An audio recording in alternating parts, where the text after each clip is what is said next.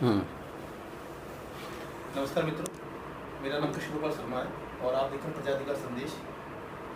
मेरे साथ हैं राजस्थान पुलिस में एडीजी श्री सुरेंद्र जी, जिनका हम लोग संक्षिप्त जीवन परिचय लेंगे और उनके पुलिस रहते हुए उन्होंने जो देश सेवा में जो वर्क किया है उसको लेकर इनसे चर्चा करेंगे। तो आइए मुलाकात करते हैं सुरेंद्र जी से। सर, आपका बहुत बहुत स्वागत है हमारे कार्यक्रम में, साक्षात्कार में। सर, पहले तो अपने बर्थ प्लेस के बारे में बताइए और कहाँ पे बर्थ हुआ, एजुकेशन कहाँ पे हुई जी।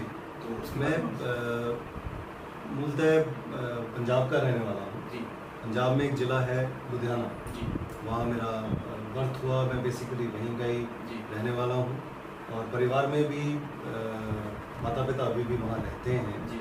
मेरे एक भाई हैं और वो डॉक्टर हैं, उनकी वाइफ भी डॉक्टर हैं, वो भी लुधियाना में ही अपनी सेवाएं दे रहे हैं।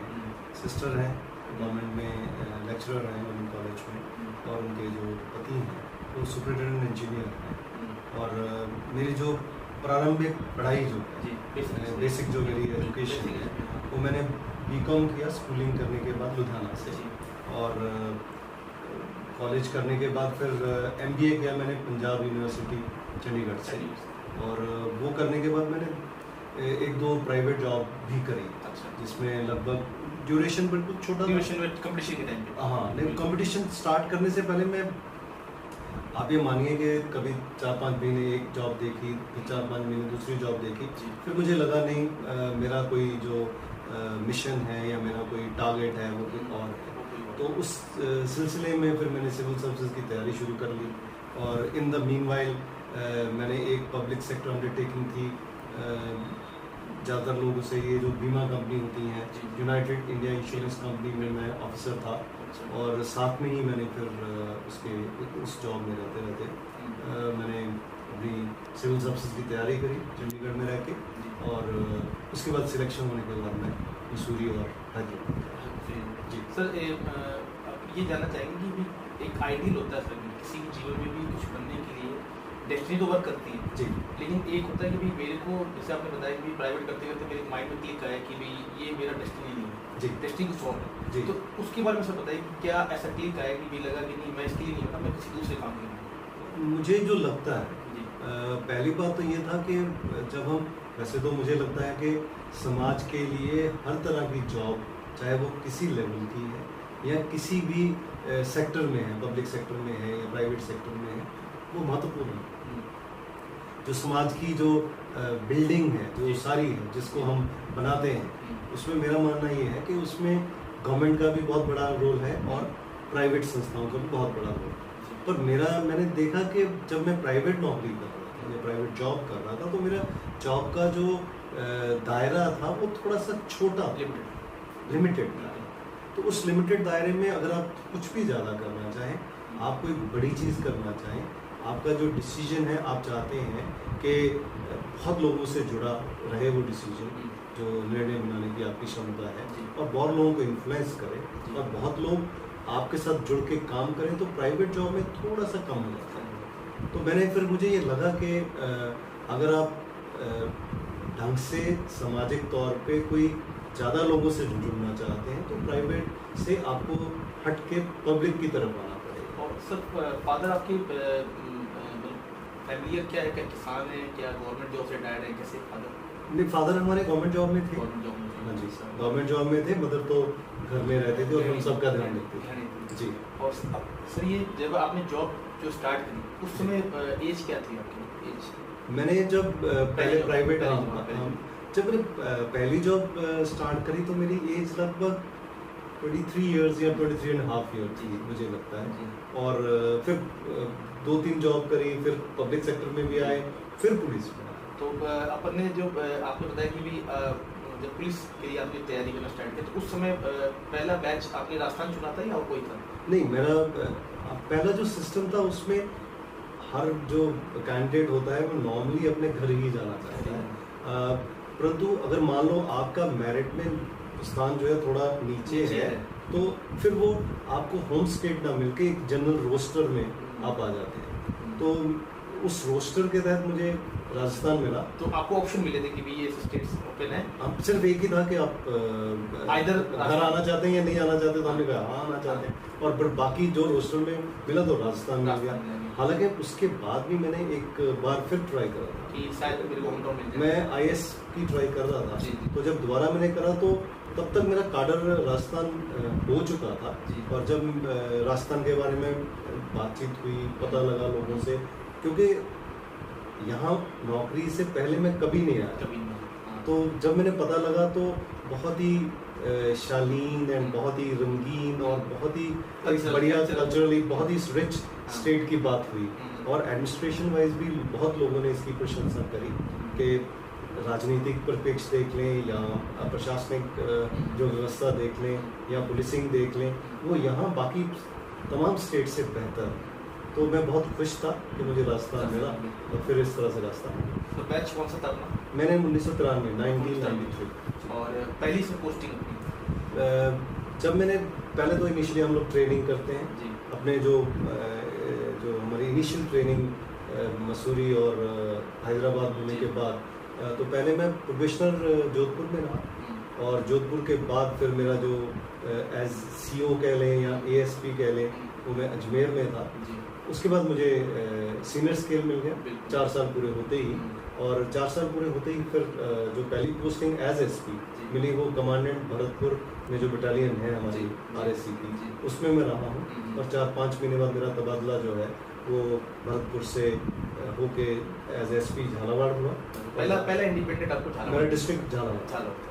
और तो उसके बाद कहाँ का पोस्टिंग कैसे चली? झालावाड़ के बाद मैं कुछ समय के लिए यहाँ पे आया था हेडक्वार्टर में।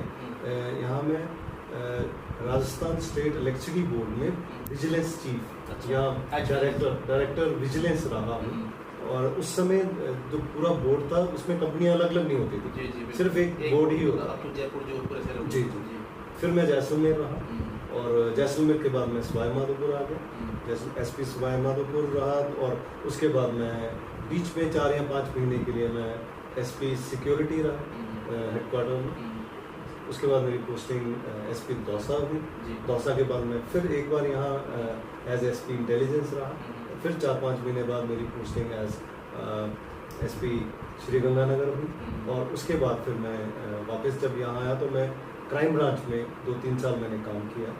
फिर एज DIG जब मैंने प्रमोशन हुई तो मैं DIG क्राइम ब्रांच भी रहा, DIG इंटेलिजेंस भी रहा, और RSC में भी रहा। और उसके बाद मैं फिर IG बनने के बाद मैं IG भरतपुर व IG रेंज जोधपुर 2 जगह पे IG रहा। और जोधपुर के बाद फिर मैं यहाँ आ गया हेडक्वार्टर में, पुलिस मुख्यालय में मैं IG टेक्निकल सर्विसेज भी रहा, फिर IG ह्यूमन राइट भी रहा, और IG RSC भी रहा। ये सब करने के बाद फिर मैं एडिशनल DG की पोस्ट पे आया, और अब मैं एडिशनल DG की पोस्ट पे यहीं पर। जी सर, इतनी जर्नी में आपको टफेस्ट जो चैलेंज कहते हैं as civil officer, as IPS, आपको चैलेंज कहाँ पे मिला? मुझे लगता है कि चैलेंज की अगर चैलेंज इन द सेंस मतलब जो आपकी जॉब है उसको निभाने में चैलेंज कहाँ मिला? मुझे लगता है सबसे ज़्यादा बड़ा चैलेंज मुझे भरतपुर ही लगा एज IG रेंज, क्योंकि भरतपुर राजस्थान से थोड़ा हटके इलाका है। उसमें समस्याएं भी ऐसी हैं कि डकैती की समस्या भी धौलपुर में मिल जाएगी, करौली में मिल जाएगी, उसमें आपको टटलूबाज भी मिल जाएंगे भरतपुर में, फिर आपको मेवात की समस्या भी मिल जाएंगी, फिर उसमें इंटर बॉर्डर क्योंकि वहाँ आगरा लगता है, वहाँ पे MP के कई कनेक्ट डिस्ट्रिक्ट्स होते हैं। सिमिलरली जो कम्युनली बहुत सेंसिटिव वो इलाका है। और एक और बड़ी बात है कि राजस्थान में बाकी जगह कुछ जगह को छोड़ के जो क्राइम है वो ठीक है, कम होता है। यहाँ पे जो क्राइम की जो एक अगर नंबर की बात करेंगे तो जो आंकड़ों की बात करेंगे वो बहुत ही अधिक क्राइम रजिस्टर होता है पूरे राजस्थान भरतपुर। और सर इसके जैसे मैं ये बात करूँगी, एज ए ADG आने के बाद में आपने अभी टेक्निकल हैंडल किया जी, तो टेक्निकल जो हैंडल करें उसके बारे में कुछ बताएं, क्या उसमें जॉब प्रोफाइल में इंक्लूड होता है? बेसिकली जो यहाँ ADG टेक्निकल सर्विसेज की जो पोस्ट है उसमें 3 चीज़ें इंक्लूड करी गई हैं। पहला तो टेलीकम्युनिकेशन है, जिसमें बेसिकली हम हर जो पुलिस का टेलीकम्युनिकेशन है उसको कैसे रिवैम्प करना है, कैसे और बेहतर बनाना है, उसके ऊपर हम काम कर रहे हैं। और अभी भी जो हमारा एक प्रोजेक्ट है जो हमने शुरू किया है, वो जयपुर की जो टेलीकम्युनिकेशन सिस्टम है उसको सारी व्यवस्था को हम बिल्कुल मॉडर्न एंड अपग्रेड करना चाहते हैं, ताकि वो आपके इंडिया के जो बेस्ट टाउन्स हैं, चाहे वो बॉम्बे है, दिल्ली है, चाहे वो भोपाल है, पुणे है, उसके लेवल की ये टेलीकम्युनिकेशन सिस्टम हो गए। और सेकंड जो हिस्सा हमारी जॉब का है वो है कि मैं सोशल मीडिया में हेड करता हूँ। राजस्थान पुलिस का जो सोशल मीडिया जो अलग अलग हमारे हैंडल्स हैं, चाहे वो ट्विटर है, फेसबुक है, यूट्यूब है या इंस्टाग्राम है, उस सबको वॉच रखा आपकी टीम मैनेज हमारी टीम मैनेज करती है। और तीसरा जो राजस्थान के लिए और किसी भी पुलिस सिंह के लिए आज की डेट में बहुत ही इम्पॉर्टेंट पार्ट है, वो ये है कि किस तरह की आईटी इंफॉर्मेशन टेक्नोलॉजी रिलेटेड किस तरह की इंटरवेंशंस पुलिसिंग में करी जाएं, ताकि जो आम पुलिस ऑफिसर है उनका काम आसान होए, अपराधियों को पकड़ने में उनको मदद मिले इंफॉर्मेशन पॉइंट ऑफ व्यू से, और जो वो जब कोई डिटेक्शन करना चाहते हैं या जब कोई वो किसी क्राइम को सॉल्व करना चाहते हैं, तो जो हमारी आईटी है वो उनको मदद करे। तो इसके लिए हमने अलग अलग तरह की जो एप्स हैं वो हम बनाते जा रहे हैं, ताकि जो कोई भी पुलिस ऑफिसर है जब भी वो बात करेगा वो हमेशा ही उनके हाथ में कोई ऐसा टूल हो कि वो सिर्फ राजस्थान की बात नहीं, आजकल जो अपराधी हैं वो अलग अलग स्टेट तक जा पहुँचे, तो वो और जगह से भी वो बात। एक सब मैं इसमें एड ऑन करूँगा, अभी रिसेंटली अपने राजस्थान पुलिस में, जयपुर पुलिस में एक नया ऐड हुआ है, फिंगरप्रिंट्स को लेके ऐड हुआ है जी, जिसमें मैंने भी डीसीपी नॉर्थ का एक बात की, तो उन्होंने बोला था कि अपने 2 थानों पे इसको लॉन्च किया जी, एक आई थिंक विद्याधर है और एक शायद एक लोकेशन और था जी। तो उसके बारे में बताया वो क्या एक्चुअली सिस्टम है, और अगर इतना कारगर है तो सिर्फ लिमिटेड क्यों नहीं? अभी क्या है कि जो फिंगरप्रिंट की बात है, 2 चीज़ें आप माने डिजिटलाइज करने वाली बात है। हाँ, फिंगरप्रिंट्स को वो अभी क्या है कि ये गवर्नमेंट ऑफ इंडिया का एक प्रोजेक्ट है NCR, national crime record bureau. उसमें क्या कर उसकी पेस है अभी स्टेज 1, वो भी आपकी उसमें टीम। हाँ जी, वो हमारी टीम देख रही है। हमारे पास फिंगरप्रिंट ब्यूरो जो सारे राजस्थान को देखती है जी, उसका ये एक हिस्सा है ये प्रोजेक्ट, उसे हम नफीस या निफिस कहते हैं। और माननीय गृह मंत्री जो भारत सरकार के हैं उनका भी स्पेशल एम्फेसिस है उस पर। आइडिया उसमें ये है कि हम लोग जो भी अपराधी हमारे पास आता है या जो भी अपराधी हमारे जेलों में है, हम उनका सारा जो फिंगरप्रिंट का डाटा है फोटोग्राफ्स के साथ हम उसको डिजिटलाइज करेंगे, ताकि कल को जब कहीं पे भी, तो इस तरह से हमारा एक बहुत बढ़िया अच्छा डाटाबेस बन जाएगा राजस्थान का भी, और इसको हम इस डाटाबेस को सेंट्रलाइज के साथ मर्ज करेंगे। ये होगा कि फिर बाद में कभी भी कहीं पे कोई वारदात होती है, अगर हमें छोटा भी कोई किसी का क्लू मिलता है तो हम इस डाटाबेस से उसको वेरीफाई तुरंत कर सकते हैं। तो सर ये डाटा ओपन रहेगा या सिर्फ डिपार्टमेंट्स के लोग ही देख सकते हैं? नहीं, ये तो बिल्कुल ही डिपार्टमेंट के लोग देख सकते हैं, डिपार्टमेंट के लोग ही देख पाएंगे, सिक्योर डाटा, ऑथेंटिक डिपार्टमेंट इसको देख पाएंगे जी।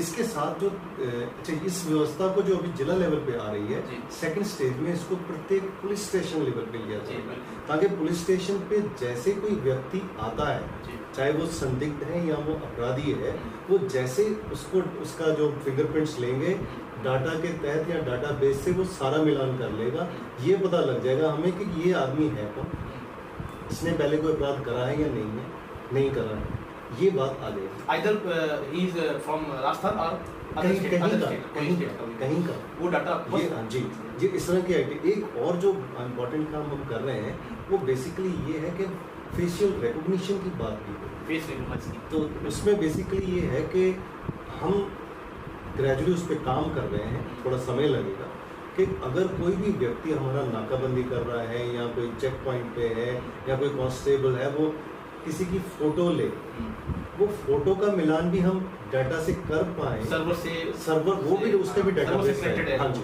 ताकि वो जो तो फेस करके इंफॉर्मेशन दे देगा, वो तुरंत ही उस आदमी को बता देगा ये आदमी झूठा है, सच्चा है, इसका असली नाम क्या है, आपको क्या बता रहा है, ये क्रिमिनल है, वांटेड है, नहीं वांटेड है। तो ये सब चीज़ें और सर धीरे धीरे हो रही है। ये जो व्यवस्था जो फिंगरप्रिंट्स की, ये सब जयपुर भी आई है या राजस्थान में और भी? नहीं, ये और सब भी? टोटल सारे स्टेट के लिए है। नहीं, जैसे अभी जयपुर में 2 जगह लॉन्च हुई। हम नहीं, हम कर रहे हैं अभी डिस्ट्रिक्ट लेवल पे हुई है। अच्छा, फिर- डिस्ट्रिक्ट फिर पुलिस स्टेशन लेवल। पीरियड बाद में जाएंगे। हाँ जी। और सर एक चीज़ और है, जैसे मैंने आपसे एक बार ध्यान, तो मैं एकेडमी में अपन मिले थे जी। और मैंने आपसे चर्चा की थी कि सर एक जैसे आप टेक्निकल देखते हैं तो क्या वो वही चीज़ है जैसे वो अपन डाटा ओपन करते हैं तो कोई वांटेड लोग दिख जाए उसके अंदर, तो वो इससे कोरिलेट कर सकते हैं कि उस मुद्दे को? हाँ बिल्कुल कर सकते जो हैं। फेस सिग्नलाइज वाली बात आपने बोली और फिंगरप्रिंट्स वाली बात बोली कि इजी वे में पुलिसिंग को हेल्प है। अगर आप आज की पुलिसिंग देखें कि तो हर वांटेड जो है वो किसी ना किसी पुलिस स्टेशन का वांटेड होता है, तो उस पुलिस थाना में उसके बारे में कोई फाइल डोजियर रिकॉर्ड रहेगा, चाहे वो हिस्ट्री शीटेड है, स्टैंडिंग वारंटी है, चाहे वो प्रोक्लेम्ड ऑफेंडर है। तो अब उस डेटा है, क्योंकि वो हार्ड कॉपी में है, डिजिटलाइज नहीं है, उसका मिलान बड़ा मुश्किल होता है। कहीं पे भी मान लो फॉर एग्जाम्पल आपके जो जयपुर नॉर्थ का लड़का है या अपराधी है, वो झालावाड़ में कहीं कुछ भी कर रहा है तो वहाँ के कांस्टेबल को पता नहीं है कौन आदमी है। बट अगर ये सारी आईटी की एप्लीकेशन हमारे पास होंगी, वो खड़ा खड़ा बैठ हाथों हाथ जब चेक करेगा, सब चेक। सर एक इसमें एक चीज़ जोड़ूंगा कि आपने लंबी जर्नी है आपकी 93 से लेकर टिल 2022 तक। बेस्ट एक अधिकारी एक दो अधिकारी ऐसे नाम होते हैं जो आपको लगता है कि he is my role model in Rajasthan, या आपको लगता हो कि भी जैसे आपका बिलोंग पंजाब से करते तो पंजाब में कोई हो, जैसे क्योंकि हर आदमी के पीछे कोई ना कोई एक आइडियल होता है उसको आगे बढ़ाने के लिए, प्रोत्साहन देने के लिए कि भाई नहीं मेरे को उसके जैसा बनना है, तो उसकी बात करता है। मैं तो इस थोड़ा से अलग सोचता हूँ। जी। पहला तो मेरा ये बात है कि हर जो ऑफिसर है जी, ऐसे कोई पैकेज नहीं है कि वो ही इज द बेस्ट और यही मैं इसको फॉलो करना चाहता हूँ, ऐसा कभी हुआ नहीं। परंतु ये बात जरूर है कि बहुत सारे ऐसे अधिकारी देखे हैं, जिंदगी में आए हैं, सर्विस लाइफ में देखे हैं, किसी का तो मैनेजमेंट या अपने जो साथी पुलिस कर्मी हैं उनको हैंडल करने का बहुत बढ़िया स्टाइल है, और किसी का इन्वेस्टिगेशन का बहुत बढ़िया है, कोई लॉ एंड ऑर्डर में बहुत अच्छा है, कोई जो ऊपर लेवल पे मैनेजमेंट करने का बहुत। तो इस तरह से अलग अलग चीजें अलग अलग लोगों से पढ़ी गई कोई हैं। एक दो नाम से कोई ऐसे नाम तो नहीं, जैसे लॉ एंड ऑर्डर में आपने बोला कि मैं जैसे हम पढ़ते थे आज तक मैं कभी नहीं उनसे मिला। रबीरो साहब थे, तो वो पंजाब के डीजी रह चुके हैं, हालांकि वो तो काडर उनका और था जब टेररिज्म के टाइम पे, और गिल साहब थे जो हमारे KPS गिल साहब डीजी साहब थे, वो वहाँ पे बहुत ही इफेक्टिव उन्होंने कार्रवाई की और टेररिज्म को बिल्कुल अंधी कर दिया था। तो यहाँ पे बहुत सारे अधिकारी हैं, मैं नाम एक आधे का नहीं लेना चाहता हूँ क्योंकि सारे ही अलग अलग क्वालिटीज के धनी थे, तो किसी से कुछ पकड़ने की कोशिश करेंगे। सर अपनी फैमिली के बारे में बताइए, कोई बच्चे कितने और क्या करते हैं? मैं 2 बच्चे हैं और बेटी जो है उसने नेशनल लॉ यूनिवर्सिटी दिल्ली से 5 ईयर लॉ करा, और वो एक लॉ ऑफिसर है, लीगल ऑफिसर है एक पब्लिक सेक्टर अंडरटेकिंग में। उसकी शादी जो हुई है, हमारे जो दामाद हैं वो सॉफ्टवेयर इंजीनियर हैं, वो माइक्रोसॉफ्ट कंपनी में काम करते हैं, और बेटा जो है उसने सेंट स्टीफन से पढ़ाई करी और टिस से पढ़ाई करी, वो अभी कॉम्पिटिटिव एग्ज़ाम की तैयारी कर रहा है। और वाइफ जो है उन्होंने भी वो यहाँ पे DGM थी एक पब्लिक सेक्टर अंडरटेकिंग की, अब उन्होंने वॉलंटरी रिटायरमेंट लेके वो घर में ही। सर अपनी कुछ सोशल लाइफ के बारे में बताइए। सोशल लाइफ वैसे तो पुलिस में अपना एक अच्छा ग्रुप बन जाता है, तो रहता है उसके पुलिसिंग के अलावा, क्योंकि मैं गेम्स के लिहाज से देखा जाए तो मैं यहाँ राजस्थान, तो आपने बताया था कि मैं गोल्फ खेलता हूँ। हाँ जी, वो मैं पहले बैडमिंटन खेलता था इनिशियली, फिर धीरे धीरे गोल्फ की तरफ बढ़ गए, तो आजकल गोल्फ, स्विमिंग, साइकिलिंग करते हैं, तो उसमें बड़े छोटे छोटे ग्रुप हैं जो जुड़ गए हैं। फिर बीच में कुछ ऐसा ग्रुप भी हैं जिसमें हम पोइट्री सुनते हैं, कुछ म्यूजिक सुनते हैं, ये सब एक्टिविटी होती रहती है। एक्टिविटी कुछ हाँ, तो सर जैसे हर डिपार्टमेंट में, गवर्नमेंट डिपार्टमेंट में स्पोर्ट्स कोटा होता है जी, तो क्या आप उसको भी रिप्रेजेंट करते हो एज ए गोल्फ में?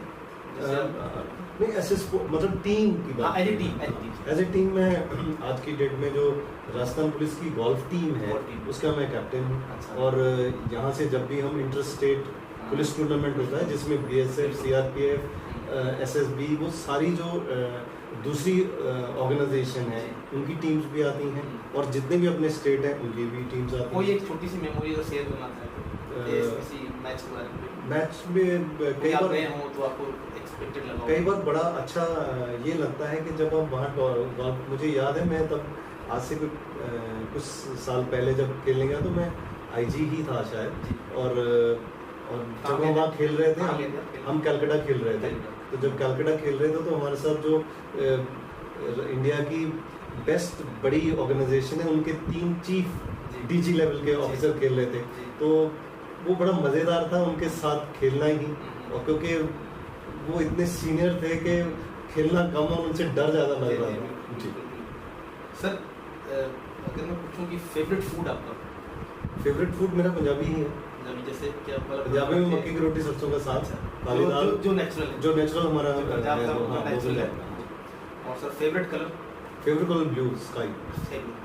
और फेवरेट अगर आपको टाइम स्पेंड करना हो फैमिली के साथ, इंडिविजुअल होता है कि मैं अकेले हूँ तो मैं अकेले यहाँ जाना चाहता हूँ, मैं अगर फैमिली के साथ टाइम स्पेंड करूँ तो मैं यहाँ जाना चाहता हूँ, उसके बारे में मैं वैसे तो क्वालिटी टाइम जो होता है एक फैमिली का एक टाइम होता है, एक अपना इंडिविजुअल टाइम होता है जी, तो उसके बारे में शेयर करेंगे। वैसे तो मैं फैमिली टाइम कहीं पर भी हो बहुत अच्छा है और घर ही मुझे बहुत अच्छा लगता है, वैसे उसमें कोई नहीं एक होता नहीं कि भाई मैं मनाली अच्छा लगता है या सिर्फ इस टाइप से लोकेशंस अच्छे लगते हैं मुझे। आज भी मुझे राजस्थान में अगर देखा जाए मैं राजस्थान में फोकस करूँ तो मुझे जैसलमेर बहुत अच्छा लगता है, क्योंकि जैसलमेर की जो मिट्टी की खुशबू है और उसका जो संगीतमय कल्चर है, और जब ठंडी थोड़ी ठंडक होती है, साथ में म्यूजिक होता है, डांस होता है, उस जैसा माहौल मुझे लगता है और कई जगह नहीं किया। वो डांस जो होता है डेजर्ट में, जो डेजर्ट 31 के आसपास बहुत। और सर जैसे मैं एक चीज़ पूछूं कि भी अभी आगे का क्या आपका ये है कि भी फ्यूचर आप कैसे देखते हो कि भाई मेरे लिए ये टारगेट है या ये टास्क मेरे को कंप्लीट करना है? पुलिस मतलब पुलिस एज IPS तो मेरी अभी 2 साल नौकरी है जी, तो सरकार जहाँ पोस्टिंग देती है हम लोग वहाँ काम करते हैं और to the best of the knowledge. तो उस तरह का कुछ नहीं, जो काम दिया जाएगा बहुत अच्छा करा जाएगा। तो यहाँ रहते हुए मेरा मानना ये है कि हम लोग जो राजस्थान पुलिस है उसके कांस्टेबल से लेकर जो खास तौर पे हमारा SHO लेवल तक या इंस्पेक्टर लेवल तक जो बहुत बड़ा एक चंक है, बहुत बड़ा फोर्स है, हमारा फोर्स का हिस्सा है, मैं चाहता हूँ उन सबको हम लोग धीरे धीरे IT की तरफ बढ़ा के ले आएँ और उन सबको अवेयरनेस फैलाएं और वो IT का इस्तेमाल करें ताकि पुलिसिंग हमारी बेटर यहाँ रहते रिजल्ट ओरिएंटेड। सर जैसे मैं एक चीज पूछूं कि भी एज ऑफ द रिकॉर्ड जाके कि भी एज ए टेक्निकल आप हैंडल कर रहे हैं राजस्थान का, तो आपको क्या लगता है कि भी जैसे गवर्नमेंट की तो नॉर्म्स आते हैं कि भी इस नॉर्म्स पे काम करना है टेक्निकल में, एक आपको क्या लगता है कि भी मेरा ये क्रिएटिव माइंड कहता है कि भी ये चीज़ हो जाए ना, मैं इंडिविजुअल लेवल की बात करूँ, ये हो जाए तो शायद पुलिसिंग हो सकता है कि उसी को गवर्नमेंट अप्रूव करे ना कि सेकेंडरी मैटर। लेकिन आपको क्या लगता है कि एक अपना इंडिविजुअल व्यू बताइए कि ये चीज़ आ जाए तो शायद ये इम्प्लीमेंट हो जाए ना पुलिसिंग में, तो रिजल्ट और अच्छा आएंगे। तो उस पर वैसे तो क्या गवर्नमेंट ऑफ इंडिया की, स्टेट गवर्नमेंट की और आते रहते हैं वो बड़े उनके इनोवेशन भी हैं और इंटरवेंशन भी हैं। इसमें मैंने ये देखा है कि आने वाले समय में हमें जो आम जन है, लोग हैं, उनको हर लेवल से जोड़ना, चाहे आप उसे उनके जो सोशल मीडिया से जोड़ लीजिए, चाहे आप उनको उनके मोबाइल से जोड़ के कोई उनके ग्रुप में चले जाइए, चाहे आप जो लोगों ने घर घर कैमराज लगा रखे हैं या मोहल्ले लेवल या सोसाइटी लेवल पे कैमरा लगा रखे हैं, या आपके मॉल या पेट्रोल पंप या और पब्लिक जो बड़ी प्लेस है उन पे कैमराज लगा रखे हैं, हमें अल्टीमेटली इन सबको टेक्नोलॉजी के जरिए इकट्ठा करना, जोड़ना। जिस दिन हम ये जोड़ पाए उस दिन हर व्यक्ति जो है बाहर बैठा वो हमारी मदद कर पाएगा, और जो व्यक्ति आज पुलिस की यूनिफॉर्म पहन के बैठा हुआ है वो उनसे मदद ले पाएगा। आज की डेट में अगर कैमरोज की बात करें तो सरकारी तौर पे लिमिटेड कैमराज हैं, परंतु अगर हम जोड़ पाए तो सिपाही को या कोई भी इन्वेस्टिगेटिंग ऑफिसर को अलग अलग जाके लोगों के कैमरास में ढूंढना नहीं पड़ेगा। वहाँ इस तरह से जुड़ जाएंगे हम लोग सबको, वो एक जगह पे बैठा बैठा सब देख पाएगा। और फिर आपके पास आपका नफिस है, फिर आपके पास आपका ये फेशियल रिकग्निशन है, तो असल ये अभी टेक्निकल आप देख रहे हैं तो एक राजस्थान की जनता को मैं के लिए पूछ रहा हूँ कि क्या ये पॉसिबल है कि राजस्थान की जनता अगर ट्विटर हैंडल पे आपके राजस्थान पुलिस पे या फेसबुक पे या और कोई जो सोशल मीडिया प्लेटफॉर्म आपके या वेबसाइट, कितनी जल्दी उस पर एक्शन हो जाता है? उस पर एक्शन आपकी टीम के थ्रू ही जाता होगा, क्योंकि वो टीम के रिकॉर्ड आपके पास ही आते होंगे कि इन्होंने रिप्लाई किया, ये इनको परेशानी है, इसमें एक्शन कितनी जल्दी होता है? उसमें एक सीएम साहब की उन्होंने राजस्थान पुलिस की हेल्पलाइन चलाई हुई है हमने। जैसे ट्विटर पे कोई शिकायत है, कोई न्यूज़ है, कोई सेंसेशनल चीज़ है, कोई इंफॉर्मेशन है, हम या कोई फेक न्यूज़ है, जब फेक न्यूज़ है उस पर भी आपको रिप्लाई, नेगेटिव पॉजिटिव कुछ भी है, हम क्या करते हैं कि उसका हाथों हाथ ही जो संबंधित जिला है, जो अगर हमें पता लग जाता है, हम उसको टैग कर देते हैं। फिर जो जिलों में हमने एक सेल बना रखे हैं, उन सेल का काम है उस न्यूज़ को देखना, उसके बारे में फैक्चुअल रिपोर्ट तुरंत ही अपलोड करना, चाहे ट्विटर विद इन उसमें हमने उनको कह रखा है कि time limit 2 hours, with in 2 hours. जैसे वो 2 आवर्स में ज़्यादातर केसेस में 2 आवर्स में रिपोर्ट आ जाती है। नहीं आती है तो हमारी एक टीम है जो इस चीज़ को भी मॉनिटर करती है कि 2 घंटे में रिप्लाई आई है। सर कई बार आपको केसेस ऐसे भी आए क्या जैसे एफआईआर दर्ज नहीं हो रही तो उन्होंने ट्विटर पे डाल दिया कि सर मेरा एफआईआर दर्ज नहीं हो रहा? जी, इस स्टेप को कैसे हैंडल करते हो आप? उसमें बेसिकली क्या है कि जैसे कोई भी शिकायत आती है कि ये है, ये शिकायत हमारे यहाँ प्राप्त हुई है, तो इसको संबंधित हम जो वहाँ का सेल है उसको भेज देते हैं और वो संबंधित थाने वाले से बात करके उनको उसकी फोटोकॉपी या उनको एक सॉफ्ट कॉपी भेज देते हैं, फिर आगे कार्रवाई होती है। एफआईआर दर्ज नहीं तो वो आगे दर्ज हो जाती है। हाँ जी। अब सर ये जैसे लास्ट क्वेश्चन मेरा जी कि राजस्थान में जनता को आप क्राइम को लेके, क्राइम को एक, क्योंकि आज की डेट में सब क्राइम होता हुआ देख के भी कोई नहीं बोलना चाहता जी, तो आप जनता को क्या बोलना चाहते हैं हमारे माध्यम से कि क्राइम को देख के डरिए नहीं, मतलब इस टाइप से कुछ आपका अगर मैसेज हो तो? मैं सिर्फ यही चाहता हूँ अगर क्राइम आप देख रहे हो तो आप निडर होकर आप पुलिस के पास जाइए, पुलिस आपकी हेल्प करेगी, इस टाइप से कोई मैसेज हो तो आप ये मानिए कि बड़ी पक्की धारणा है मेरी कि जयपुर शहर की अगर सफाई करनी है तो हर व्यक्ति को सफाई करनी पड़ती है। और सिमिलरली अगर क्राइम को हम मिटाना चाहते हैं, क्राइम में मदद करना चाहते हैं, तो डरने की कोई बात नहीं। चाहे आप ट्विटर पे किसी हैंडल पे भी आप उसकी सूचना दीजिए। हम लोगों ने एक राजकॉप ऐप, सिटीजन ऐप है, वो भी बनाई है, पर ज़्यादातर लोग अभी उस पर काम नहीं जुड़ नहीं रहे हैं। तो उसका बेसिकली क्या है, बहुत लोगों को पता नहीं है और जनता आम तौर पे भी टेक सेवी नहीं है, टेक्नोलॉजी की उनको कम ज्ञान है। और सबसे इम्पोर्टेंट है जो हमारा अपना एटीट्यूड है, हम सोचते हैं कि हमारे साथ तो ये घटना हो नहीं रही, मैं क्यों पंगा लूं। तो आइडिया ये है कि अगर लोग जुड़ेंगे, सूचना देंगे, उस पर कुछ ना कुछ एक्शन होगा। मान लो एक्शन नहीं होता तो फिर हमने ये जो हेल्पलाइन और इतना कुछ जो खोल रखा है, इसका सही इस्तेमाल तभी हो पाएगा अगर आम आदमी इंफॉर्मेशन दे और सब लोगों की खुशी के लिए काम। मैं सोचता हूँ कि everybody should be a police officer in a state. अब सर लास्ट में क्वेश्चन, दीपावली आ रही है, कोई एक मैसेज राजस्थान पुलिस की तरफ से आप? राजस्थान पुलिस की तरफ से मैं सब बहन भाइयों को बहुत बहुत शुभकामनाएं देना चाहता हूँ। मैं चाहता हूँ कि वो अपने परिवार के साथ, समाज के साथ, पड़ोसियों के साथ अच्छी तरह से दिवाली मनाएं और डरने की कोई ज़रूरत नहीं है, कानून का पालना जरूर करें। राजस्थान पुलिस आपके साथ। जी, थैंक यू सर बात करने के लिए।